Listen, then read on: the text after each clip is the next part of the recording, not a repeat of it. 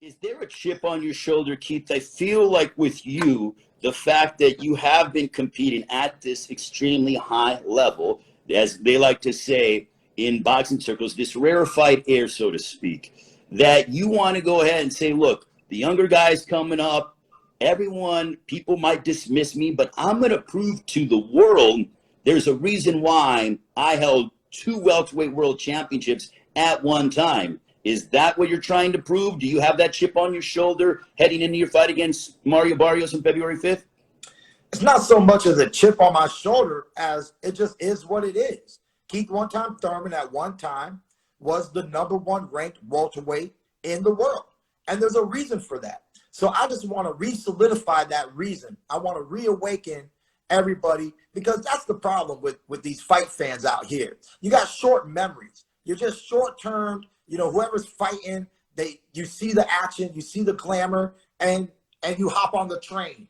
Now you're a fanboy of this fighter. You're a fanboy of that fighter. So for those kind of fight fans, Thurman's not the guy to give them their fix. My inactivities, my layoffs, they don't get their fix through me. But that's okay, because we're coming back in action. We're healthier than ever. And we're looking forward to staying very active this year and the years to continue until the show is truly over. When you talk about being active in a perfect world for Keith Thurman here in 2022, how many times do you want to fight this year? Let's see. We got February. We got July, August. And then from that point, you got December and January, you know? So can I squeeze in 3? Do we do 2 and then we're back on the books early next year in January? I mean, for me, that's what the calendar is looking like.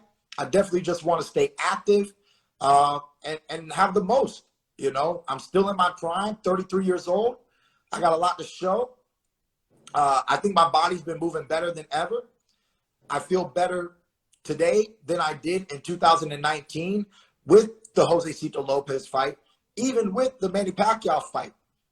I wasn't sure if my body was truly going to feel better than the Manny Pacquiao fight. I trained really hard, but slowly but surely, week after week, strength, conditioning, mobility. You know, I've been doing more flexibility and getting my mobility. And all of a sudden, you know, they could think that I'm coming in with some ring rust, but I've worked really hard in this camp to shake all of it off in training, in preparation for February 5th.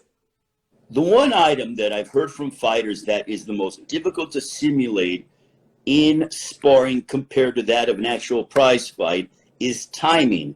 You've always had very good timing in the ring. So how have you been trying to simulate and get back your timing inside the ring as we inch closer to February 5th on Fox Sports PBC pay-per-view? You know, the strength work helps with explosiveness, right?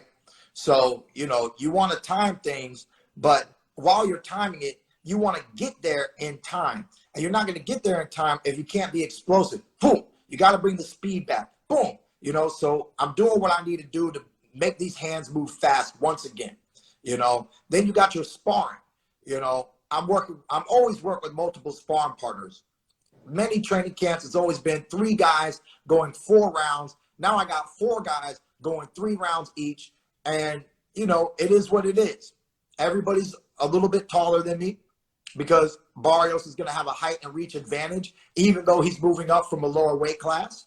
So we're anticipating that we're going to have to work our way in for our straight punches. He'll be able to hit me before I can hit him. You know, it's nothing new in boxing. It's just part of the strategy. And then from there, you know, quickness, sharpness. Once when they throw and once when I give right back, how fast can I do it? Am I able to counter? Am I blocking and shooting, or am I ducking and going? You know, and we're working on every little thing, man. I mean, for me, 26 years in the game, it's not new. Everything that I do is highly professional, very scientific, very analytical. I study the game. I've always been a student of the game. You can see it in my previous fights with my ring movement, my head movement, my awkwardness, and I just want to re-showcase those skills and talents once again and surprise Mario Barrios. So you pointed out, you assessed the fact that he's taller than you and you'd have to work your way to get on the inside. But what are some problems that Mario Barrios poses to you? Because you could have picked a variety of different opponents, but you settled on Mario Barrios. Why so? Well, no matter what, it was going to be some type of get back fight, you know? And Barrios is the only former world champion that was presented to me, you know? So people can criticize this fight how they want, but I think if I would have took any other opponent, I would have suffered more criticism, you know? So I just respect this fight. I respect anybody moving up in weight into a brand new division, yet challenging Keith one-time Thurman. That takes gustos. That takes the cojones, you know? So at the end of the day, Mario Barrios isn't just stepping into a regular fight. He's fighting a truly, you know, he's fighting a former ranked #1 welterweight in the world, you know? And you don't do that without wanting to make a statement in the welterweight division.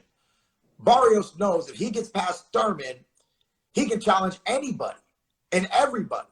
And that's the upside for Mario Barrios. He doesn't just want to come into the welterweight division, take some kind of fight and say, hey, look, guys, I'm now a welterweight because I weighed 147 and I fought this guy in the ring. That's not the story he wants. He wants to say, look, I beat Keith Thurman. Who's next?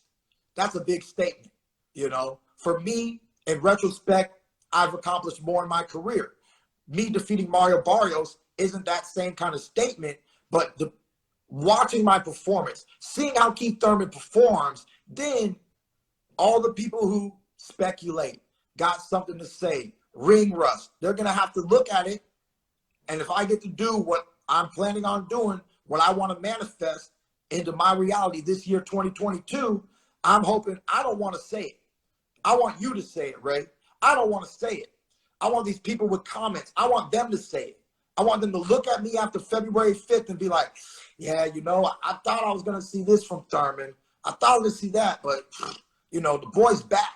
And real talk, him versus Spence, him versus Crawford, Thurman versus the world is on. That's all I want. That's what I'm about.